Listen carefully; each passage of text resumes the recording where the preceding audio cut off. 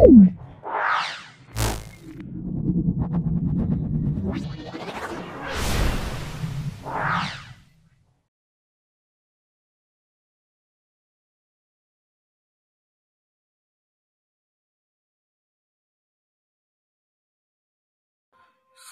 প্রকাশনী দেখে নাও ভৌত বিজ্ঞান ও পরিবেশ সাঁতরা প্রকাশনী অর্থাৎ থার্ড সামিটিভ এর পরীক্ষার জন্য টেস্ট এবং ফাইনাল পরীক্ষার জন্য আমরা সারদা বিদ্যাপীঠের একটা স্কুল সম্পূর্ণ সলভ করছি।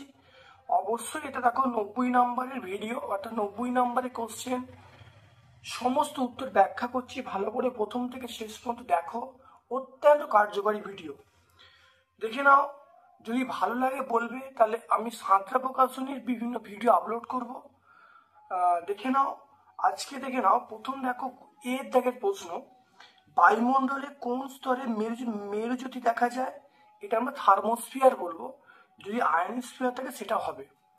তার মানে অপশানে যদি দেখো আয়নোস্ফিয়ার থাকে তাহলে আমরা আয়নোস্ফিয়ার ঠিক দেবো। এখানে দেখো অপশান ডি থার্মোস্ফিয়ার আছে।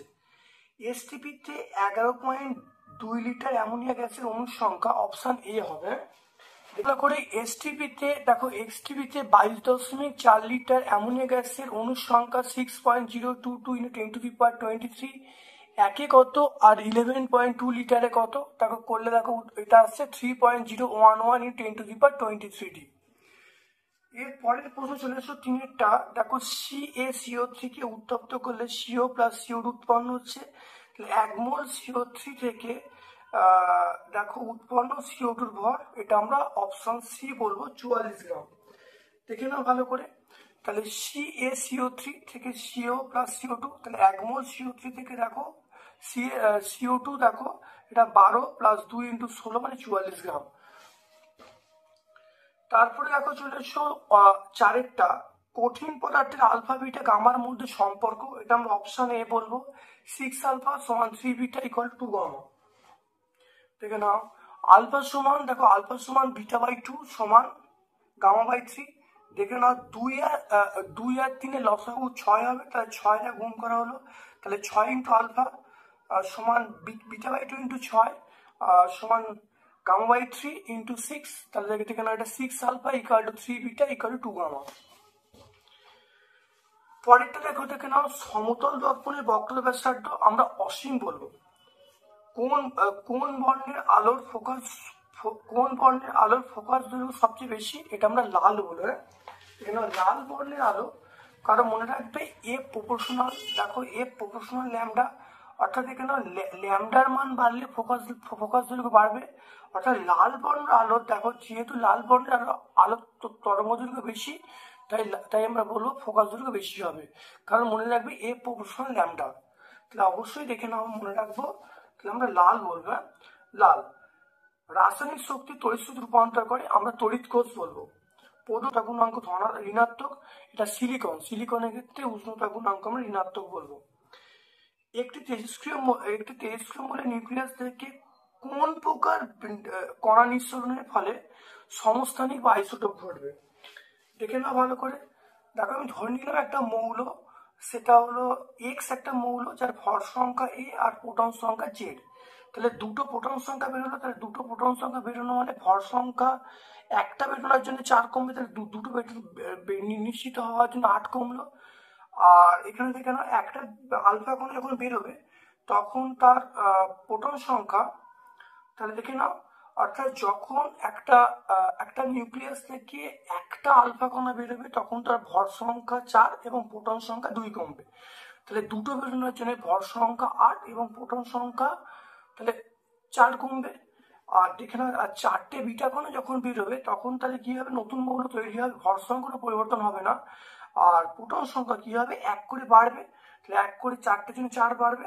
তাহলে দেখে নাও, এইটার সঙ্গে এইটা দেখো প্রোটন সংখ্যা সমান ভর সংখ্যা আলাদা, তাহলে A এবং P পরস্পর আইসোটোপ আমরা বলবো। তাহলে আইসোটোপ বা সমস্থানিক হচ্ছে যখন আমরা বলবো দুটো আলফা কণা এবং 4টে প্রোটন কণা নিশ্চিত হয়েছে। অপশন সি বলবো। ক্ষারীয় মৃত্তিকা ধাতু আমরা অবশ্যই ম্যাগনেসিয়াম বলবো। দৈনন্দিন কাজে ব্যবহৃত আয়নীয় যৌগ আমরা NaCl বলবো।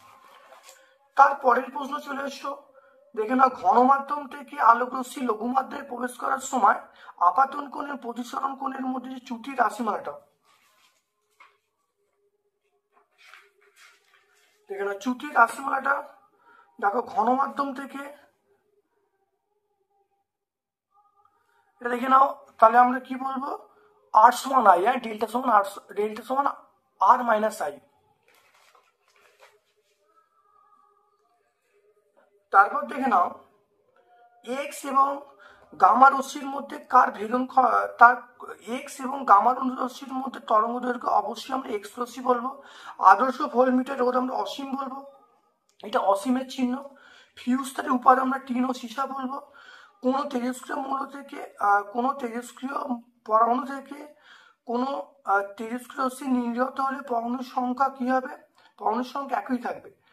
কোনো তেজস্ক্রিয় পরমাণু থেকে কোন তেজস্ক্রিয় রশ্মি নির্গত হলে পরমাণু ক্রমাঙ্ক এক থাকবে, পরমাণু ক্রমাঙ্ক এক থাকবে, সেটা আমরা বলবো অবশ্যই, পরমাণু ক্রমাঙ্কের কোনো চেঞ্জ হবে না, সেটা আমরা বলবো গামা বলবো, হ্যাঁ। তাহলে মনে রাখবে গামা রশ্মি যখন বেরোবে তাহলে পরমাণু ক্রমাঙ্কের কোনো পরিবর্তন ঘটবে না। দেখো হারিয়ান বোমায় কোন নিউক্লিয় বিভাজন ঘটনা হয়, অবশ্যই নিউক্লিয় সংযোজন। তারপরে চলে এসো, দেখো একাবরণ বলা হয়, আমরা বলবো স্ক্যান্ডিয়ামকে। রূপোর লেপনে ব্যবহৃত তড়িৎ বিশ্লেষক হিসাবে আমরা এটা বলবো পটাশিয়াম আর্জেন্টো সায়ানাইড, এটা ব্যবহার করব। সোনার লেপনে আমরা তড়িৎ বিশ্লেষক আমরা ব্যবহার করব, এটা পটাশিয়াম অরোসায়ানাইড ব্যবহার করব। আর ক্ষার ধাতুর সঙ্গে জলের বিক্রিয়ায় সেটা আমরা H2 উৎপন্ন হবে। চলে এসো 12 প্রশ্নে CO2 অণু লুইস ডট দেখাতে বলেছে। দেখে নাও, এটা CO2 অণু লুইস ডট, ভালো দেখে নাও। তারপরে চলে এসো, দেখে নাও, তারপরে দেখো দেখো মানে হাইড্রোজেন যুক্ত একটি যৌগের নাম লেখো যা তড়িৎ বিশ্লেষণে অ্যানোডে হাইড্রোজেন উৎপন্ন করবে। এটা NH, sodium hydride, NH। Copper তড়িৎদ্বারের সাহায্যে কপার সালফেটে জলীয় দ্রবণে তড়িৎ বিশ্লেষণ করলে ক্যাথোডের বিক্রিয়াটি। ক্যাথোডের বিক্রিয়া দেখে নাও, ক্যাথোডের বিক্রিয়া দেখো Cu2 প্লাস দুটো ইলেকট্রন সমান Cu।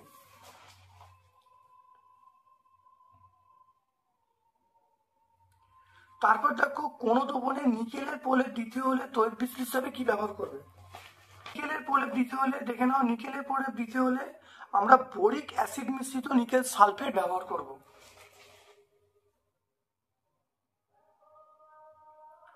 তারপর দেখো ফেরিক ক্লোরাইড দ্রবণে অ্যামোনিয়াম ক্লোরাইড যোগ করলে কি ঘটবে।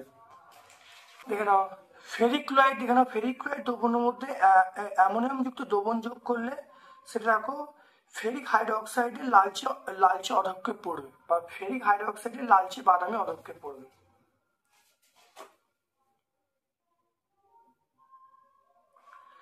H2S এর সাহায্যে শনাক্ত মূলক সেটা Pb2+।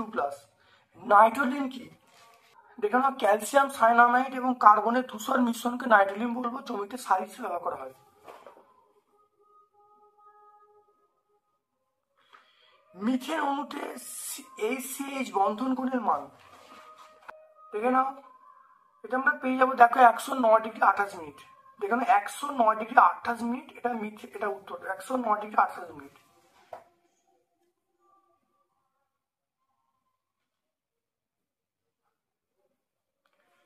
HCH এর ইউপ্যাক নাম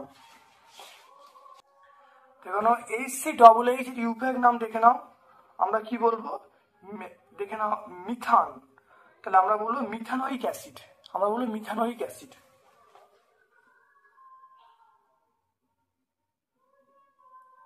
এলপিজির মূল উপাদান, আমরা বলবো বিউটেন। বিউটেন। এর প্রশ্নে জীবাশ্ম জ্বালানি সংরক্ষণের দুটো উপায়। এক নম্বর দেখো অপচয় রোধের মাধ্যমে, 2 নম্বর বিকল্প শক্তি ব্যবহার। এই দুটো পয়েন্ট আমরা বলবো। তারপরের প্রশ্ন চলে এসো, 0°C তাপমাত্রায় কোনো নির্দিষ্ট পরিমাণ গ্যাসকে উত্তপ্ত করলে সেটির চাপ ও আয়তন উভয় দ্বিগুণ করা হলো, তাহলে গ্যাসের অন্তিম উষ্ণতা কত। প্রাথমিক চাপ P1, গ্যাসের দেখো প্রাথমিক আয়তন V1, পরম তাপমাত্রা T1। আর দেখে নাও গ্যাসের অন্তিম তাপমাত্রা, গ্যাসের অন্তিম চাপ P যে দ্বিগুণ করা হয়েছে তার 2P1, অন্তিম আয়তন 2V1, পরম তাপমাত্রা T2 চাইছে। আর T1 এর মান 273 দেওয়া আছে, 0°C মানে 273 কেলভিন। আমরা জানি P1V1/T1 সমান P2V2/T2, প্রত্যেকে দেখো মান বসিয়ে দেওয়া আছে, দেখো এখানে পেয়ে গেলাম। তাহলে এখন T2 সমান 273 × 4 মানে 1092, অন্তিম তাপমাত্রা 1092 মানে 273 মানে 819°C। তারপর দেখো বিপদ সংকেত হিসেবে লাল আলো কেন ব্যবহার করা হয়। লাল আলো ব্যবহার করার কারণ বিক্ষেপণ কম হওয়ার জন্য বায়ুমণ্ডলের মধ্য দিয়ে অনেক দূর যেতে পারে। তারপরে আমরা চলে আসছি, দেখে নাও, দেখো দাড়ি কামানোর সময় অবতল দর্পণ ব্যবহার করা হয় কেন। রোগীর দাঁত পরীক্ষার সময় এই অবতল দর্পণটি বিবর্ধিত প্রতিবিম্ব গঠন করে, তাহলে রোগ নির্ণয়ে সাহায্য করে। এছাড়া তাহলে দাঁতের বিবর্ধিত প্রতিবিম্ব পাওয়া যায় এবং রোগ নির্ণয়ে সাহায্য করে, সেজন্য অবতল দর্পণ ব্যবহার করা হয়। তারপর দেখো চলে আসছি, কোন পরিবাহীতে সমপ্রবাহের পরিবর্তে পরিবর্তী প্রবাহ পাঠালে উৎপন্নতা কি হবে। দেখে না, আমরা দেখো জুলের সূত্রে জানি, দেখো জুলের সূত্র H=I²RT/J। তাহলে এখানে দেখো আয়ের মানটা প্লাস হোক মাইনাস হোক উৎপন্ন তাপ কিন্তু একই হবে, কারণ সমপ্রভা অর্থ হলো আয়ের মানটা সবসময় প্লাস, আর পরিবর্তী প্রভার অর্থ হলো আয়ের মানটা প্লাস মাইনাস দুটি হতে পারে। তাহলে মনে রাখবে, যেহেতু এটা স্কোয়ার ফরম্যাট আছে, যেহেতু আয়ের স্কোয়ার আছে বা আয়ের বর্গ আছে, তাহলে সমপ্রবাহ এবং পরিবর্তী প্রবাহ উভয় প্রবাহের ক্ষেত্রে উৎপন্ন তাপের কোনো পরিবর্তন ঘটবে না। তারপরে দেখো চলে এসো, তড়িৎ অবিশ্লেষ্য পদার্থ কাকে বলে উদাহরণ দিতে বলেছে।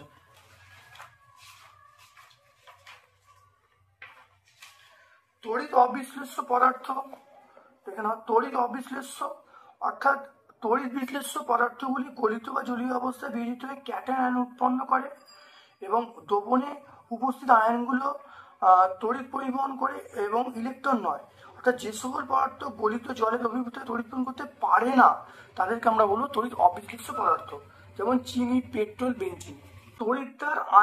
তড়িৎদ্বার আয়নের আধানযুক্ত হওয়ার প্রবণতার সঙ্গে তড়িৎ রাসায়নিক শ্রেণীর সম্পর্ক কি? এইটা দেখে নাও তড়িৎ রাসায়নিক শ্রেণী, অর্থাৎ এখানে দেখতে পাচ্ছ, অর্থাৎ যারা সবচেয়ে ওপরে আছে, অর্থাৎ তড়িৎ রাসায়নিক শ্রেণীতে যে সকল ধাতু ওপরে আছে তার ইলেকট্রন ত্যাগের প্রবণতা খুব বেশি, তাহলে সেটি সহজে জারিত হতে পারে। এর অর্থ হলো সেটি আধানযুক্ত হওয়ার প্রবণতা তত বেশি, আর যত নিচে আধান যুক্ত হওয়ার প্রবণতা তো কম। তাহলে এটা বোঝা গেল, অর্থাৎ তড়িৎ রাসায়নিক, এটা হলো তড়িৎ রাসায়নিক শ্রেণী, যে মৌল যত উপরে আছে সে মৌলটা জারিত হওয়ার সম্ভাবনা তো বেশি, অর্থাৎ সেই মৌলটা আধান যুক্ত হওয়ার সম্ভাবনা বেশি, আর যে নিচে থাকবে তাহলে আধান যুক্ত হওয়ার সম্ভাবনা কম। অর্থাৎ তড়িৎ রাসায়নিক শ্রেণীতে যে মৌল যত উপরে থাকবে সেটি তত ধনাত্মক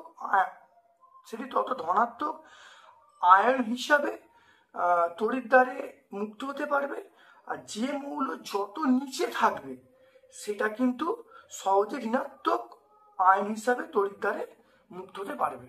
তাহলে বোঝা গেল, এটা তাৎপর্য বুঝতে পারলে। অজৈব যৌগ থেকে প্রস্তুত প্রথম জৈব যৌগের নাম কি, এবং অজৈব যৌগ থেকে এটি কোন অজৈব যৌগ থেকে প্রস্তুত করা হয়েছে? মানে অজৈব বস্তুটার নাম আমরা বলবো, দেখে নাও, দেখো অজৈব বস্তুর নাম হলো অ্যামোনিয়াম সায়ানেট। অ্যামোনিয়াম সায়ানেট হলো অজৈব বস্তু, আর যেটা পাওয়া গেছে জৈব বস্তু তার নাম আমরা বলবো ইউরিয়া। তাহলে ইউরিয়া হলো জৈব বস্তু, তাহলে অজৈব বস্তুটার নাম হলো অ্যামোনিয়াম সায়ানাইড, আর জৈব বস্তুটার নাম হলো urea NH2CO2 NH2CO2 NH2CO NH2। বিকারে দেখেন, একটি বিকারে কপার সালফেটের জলীয় দ্রবণ নিয়ে তার মধ্যে পরিষ্কার লোহার দণ্ড ডোবালে কি ঘটবে? দেখে নাও, এটা দেখে নাও, দেখো দেখো Fe+CuSO4 সমান FeSO4 + Cu, অর্থাৎ কপারের লালচে বাদামি অধঃক্ষেপণ পড়বে।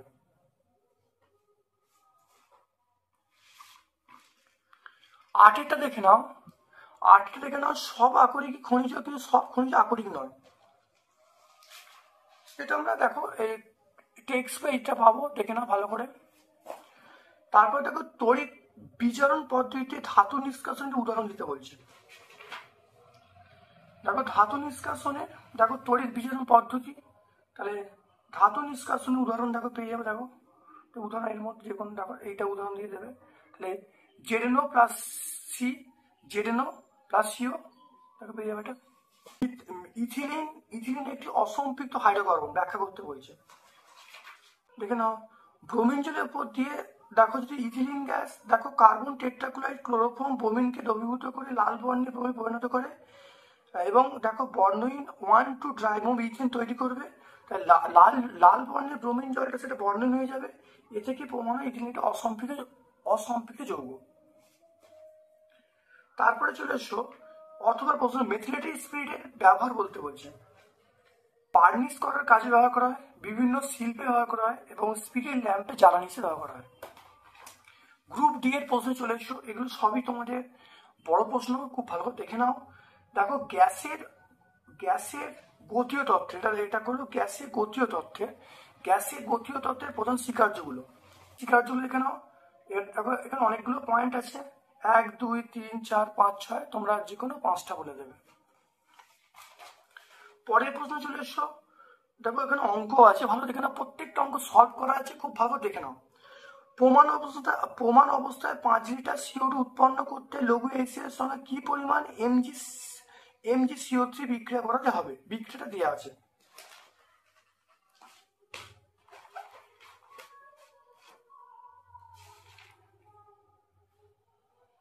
দেখে নাও, তাহলে দেখে নাও mg CO3 মানে মানে আমরা 12 বলবো, mg মানে 24, c মানে 12, আর দেখো অক্সিজেন মানে 16, তাহলে 3 × 16, এটা করলে 84 গ্রাম। আর CO2 মানে STP তে এটা 1 মোল মানে আমরা 22.4 লিটার। তাহলে 22.4 লিটার CO2 উৎপন্ন করতে mg CO3 প্রয়োজন কত? 84 গ্রাম। একে কত আর 5 লিটারে কত করে দেখো, উত্তর পেয়ে যাচ্ছি 18.75 গ্রাম। দেখো তারপরে দুইটা দেখো, 4.5 গ্রাম জল সোডিয়াম ধাতুর সঙ্গে বিক্রিয়া করে STP তে কি আয়তন গ্যাস উৎপন্ন করবে?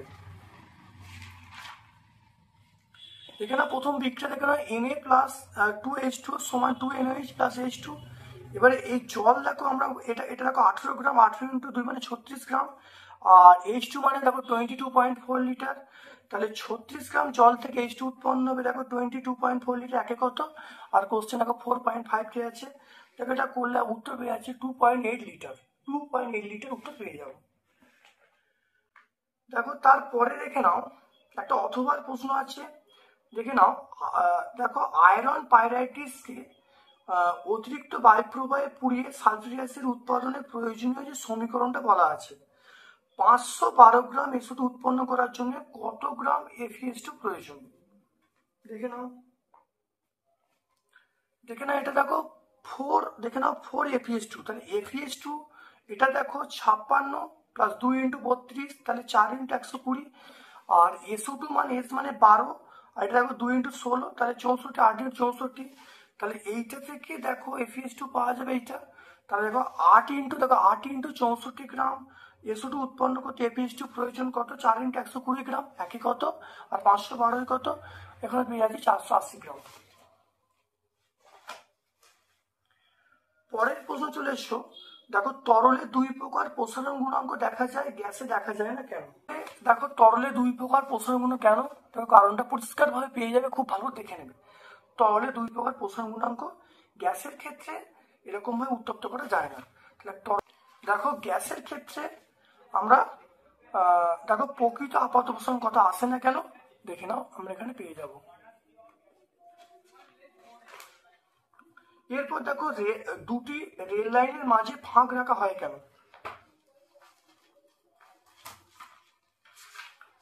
দেখে নাও,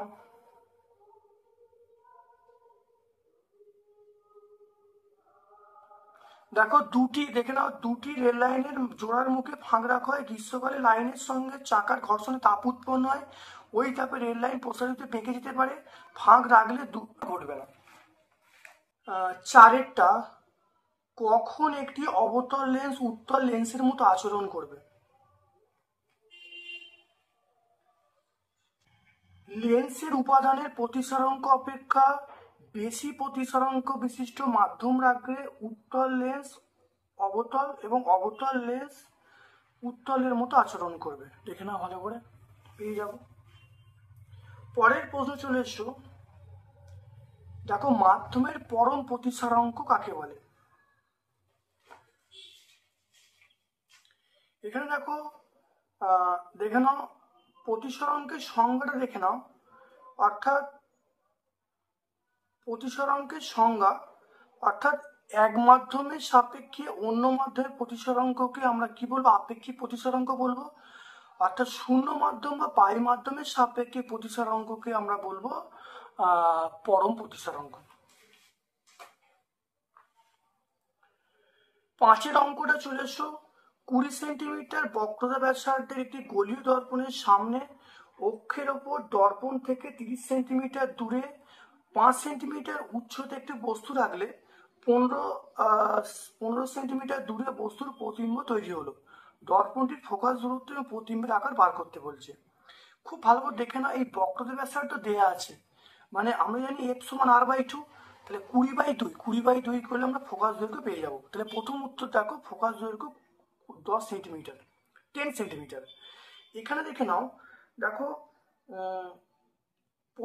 দেখো বস্তুর উচ্চতা দেওয়া আছে 5 সেন্টিমিটার, আর দেখো অক্ষ থেকে এত মিটার দূরে, তাহলে এইটা বস্তু দূরত্ব ইউটা দেওয়া আছে, আর এটা হলো ভি, তাহলে এটা ইউ, এটা ভি, মানে বস্তু দূরত্ব হলো 30 সেন্টিমিটার, প্রতিবিম্ব দূরত্ব হলো 15 সেন্টিমিটার, আর বস্তুর উচ্চতা h1 দেওয়া আছে 5 সেন্টিমিটার। এখান থেকে আমাকে বলেছে প্রতিবিম্বের আকার কিরূপ হবে, দেখে নাও। প্রথমে দেখো পেয়ে গেছি এফ সমান r/2, এফ সমান r/2 করলে দেখো 20/2 মানে 10 সেন্টিমিটার। আমরা যদি এম সমান v/u, মানে প্রতিবিম্ব দূরত্ব বাই বস্তু দূরত্ব সমান প্রতিবিম্বের আকার বাই বস্তুর আকার, তাহলে এখানে দেখো ভি এর মান বলা আছে 15, ইউ এর মান 30, আর h1টা 12 হবে, h2টা 5। এখান থেকে ক্যালকুলেশন করলে h1 পেয়ে যাবো 2.5, তাহলে প্রতিবিম্বের আকার আমরা পেয়ে যাবো 2.5 সেন্টিমিটার। গ্রিন হাউস গ্যাসের উদাহরণ দাও, গ্রিন হাউস প্রভাব কাকে বলে?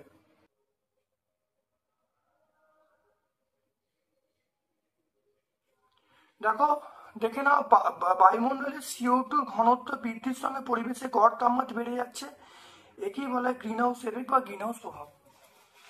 আর একটা গ্যাসের নাম, সেটা আমরা বলবো, দেখো CO2 বলবো, N2O বলবো, মিথেন বলবো, বা ক্লোরোফ্লোরোকার্বন, এর মধ্যে একটা বলে দেবো। চিত্র সহ দেখো ডিসি ডায়নামো বা জেনারেটরের কার্যটি লিখতে বলছে।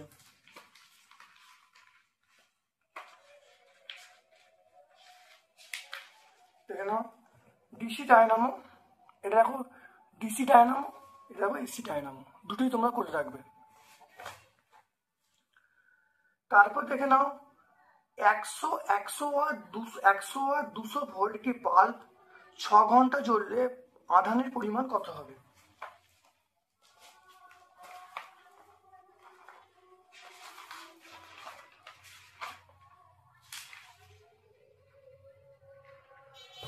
দেখে নাও, পি সমান 100 ওয়াট, পি মানে ক্ষমতা সমান 100 ওয়াট, ভি মানে দেখো 200 ভোল্ট, টি মানে সময়। আমরা এই পি সমান VI, আই সমান P/V করলে দেখো 1/2 চলে গেলো, তাহলে তড়িৎ প্রবাহ মাত্রা ½ অ্যাম্পিয়ার পেয়ে গেলাম, বা 1/2 অ্যাম্পিয়ার পেয়ে গেলাম। আমরা জানি কিউ সমান, আমরা জানি I × T, প্রবাহ মাত্রা ইন্টু সময়, তাহলে প্রবাহ মাত্রা হলো ½ সময় 6, তাহলে 3 কুলম, তাহলে 3 কুলম পেয়ে গেলাম। তারপর দেখে নাও সোনা, দেখো সোনা, এটা দেখো 79 হবে, এটা হলো 197 AU 79, একটা তেজস্ক্রিয় মৌল, কিন্তু থোরিয়াম, তাই সোনা তেজস্ক্রিয় মৌল নয়, কিন্তু থোরিয়াম তেজস্ক্রিয় মৌল, ব্যাখ্যা করতে বলছে। দেখে নাও সোনার ক্ষেত্রে, দেখো প্রোটন সংখ্যা পেয়ে যাবো দেখো 79, আর দেখো ভর সংখ্যা দেখো 197, তাহলে প্রোটন সংখ্যা আমি পেয়ে যাবো 79, নিউটন সংখ্যা পেয়ে যাবো 179 মাইনাস 7, তাহলে 197 মাইনাস 79 করলে দেখো 118 পেয়ে যাবো। আমরা দেখো প্রত্যেকে দেখো নিউটন বাই প্রোটন করছি, তাহলে এটা করলে দেখো 1.493 পেয়ে যাবো। একইভাবে দেখো থোরিয়ামের ক্ষেত্রে প্রোটন সংখ্যা 90, নিউটন সংখ্যা দেখো 144, এর n/v করবো। তাহলে মনে রাখবে তেজস্ক্রিয় শর্ত হলো নিউটন প্রোটনের এই যে অনুপাতটা 1.5 থেকে বড় হবে, 1.5 থেকে বড় হলে তাহলে সেই মৌলটা তেজস্ক্রিয় হবে। তাই থোরিয়াম দেখো 1.6 আছে, তাহলে এটা 1.5 থেকে বড়, সেই জন্য আমরা বলবো থোরিয়াম তেজস্ক্রিয় মৌল, কিন্তু সোনা তেজস্ক্রিয় মৌল নয়। 9টা চলে এসো, 9টা দেখো ABC, দেখে নাও ABC 3টে মৌল, এখানে দেখো পারমাণবিক সংখ্যা বলা আছে, কোনটা নিষ্ক্রিয়, কোনটা সর্বাধিক তড়িৎ, আর যৌগ দিয়ে গঠিত যে সংখ্যা বলতে বলছে। দেখে নাও A মানে 17, তাহলে 2 8 7, B মানে দেখো 18 2 8 8, C মানে 20 2 8 8 2, তাহলে এখানে দেখো অষ্টক পূর্ণ হয়েছে, তাহলে 2 8, তাহলে এটা B হলো নিষ্ক্রিয় মৌল, তাহলে বি মৌলটা নিষ্ক্রিয় মৌল, সেই নিষ্ক্রিয় মৌলটার নাম অবশ্যই আর্গন বলবো। তবে এইটা দেখো 2 8 8 2, এটা আমরা বলবো অবশ্যই মৌলটা হলো, সি মৌলটা হলো ক্যালসিয়াম, আর এ মৌলটা আমরা বলবো ক্লোরিন। তাহলে এবার তাহলে এই যে মৌলটা, এ মৌলটা সবচেয়ে বেশি কিন্তু ঋণাত্মক ধর্মী, তাহলে আমরা বলবো এ মৌলটা বেশি ঋণাত্মক ধর্মী। আর এই যে এ এবং সি দ্বারা যে যৌগ, দেখে নাও এ দেখো বাইরের কক্ষে 7টা ইলেকট্রন, সি এর দেখো বাইরের কক্ষে 2টো ইলেকট্রন। তাহলে দেখে নাও এ দেখো, তাহলে এই যে তাহলে এ দেখো বাইরের কক্ষে, তাহলে এ একটা ইলেকট্রন গ্রহণ করতে পারবে। এ দেখো ইলেকট্রন, তাহলে বাইরের কক্ষে 7টা ইলেকট্রন, 7টা ইলেকট্রন, তাহলে আমি বলবো যোজ্যতা 1, তাহলে বাইরের কক্ষে তাহলে যোজ্যতা 1 বলবো, সি মানে 2 বলবো। তাহলে এখান থেকে প্রথম ধাতু হবে, তাহলে এটা হলো অধাতু, সি হলো ধাতু, কোনাকুনি গুণ করলে তাহলে ধাতুটা আগে বসবে, তাহলে C1A2 মানে Ca2 বলবো। আর আমরা যৌগ যদি আমি দেখো, এটা সি মানে আমরা কি জানি, সি মানে অবশ্যই আমরা বলবো ক্যালসিয়াম বলবো, সি মানে ক্যালসিয়াম। আর এ মানে আমরা বলবো অবশ্যই ক্লোরিন। তাহলে এভাবে লিখলেও অবশ্যই পরীক্ষায় নাম্বার পাবে, বা তোমরা এরকম ভাবে লিখতে পারো CaCl2, এটাও লিখতে পারো। যদি তোমরা ভালো করে পার্টিকুলার জানো তাহলে এটা লিখবে, তাহলে এভাবে লিখলেও তোমার কিন্তু নাম্বার পাবে। যৌগটার নাম হলো Ca2। তারপর দেখে নাও, লঘু H2O মিশ্রিত জলে তড়িৎ বিশ্লেষণ করলে অ্যানোডে SO4 2- বর্জন করে না কেন? আমার এই বিক্রিয়া ঘটবে, দেখো অ্যানোডে এই বিক্রিয়া ঘটবে, তাহলে অ্যানোডে এই বিক্রিয়া ঘটবে, দেখে না ভালো করে। আমরা এই ব্যাখ্যাটা এখানে পেয়ে যাব। যেহেতু জলটা বিশ্লিষ্ট হচ্ছে H+OH- আয়নে, কিন্তু এই জলটা সামান্য জলে অ্যাসিড থাকার জন্য তড়িতে সুপরিবাহী হয়, আর অ্যানোডে এই বিক্রিয়া ঘটবে।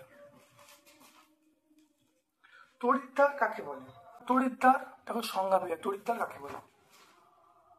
তারপর দেখো চলে এসছো, অ্যামোনিয়া গ্যাস শুষ্ক করতে আমরা H2SO4 উপায় অনার্দ্র CaCl2 ব্যবহার করি না কেন?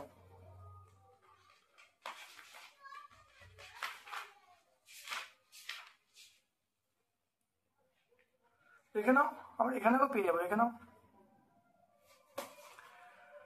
একটি জৈব যৌগের আণবিক সংকেত আমরা পেয়ে যাব C2H4O2, যৌগটি জলে দাব্য এবং জলীয় দ্রবণে NaHCO3 যৌগ করে CO2 উৎপন্ন হয়। জৈব শনাক্ত করতে বলছে, ইথানলের সঙ্গে বিক্রিয়া লিখতে বলছে। জৈব যৌগটা দেখো CH3CH পাবো, তাহলে এটাকেও এখানে পেয়ে যাবো, তাহলে যৌগটা নাম এটা, এর সঙ্গে বিক্রিয়া CO2 উৎপন্ন হচ্ছে, দেখে নাও এখানে বিক্রিয়া পুরো পেয়ে যাবো।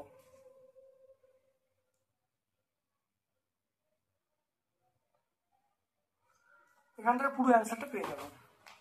তারপর দেখো C3H8O আণবিক সংকেত বিশিষ্ট দুটি যৌগের গঠন, নাম, সংকেত লিখতে হচ্ছে, উপায়ের নাম লিখতে হচ্ছে, কোন ধরনের সমবায়বতা দেখা যাচ্ছে।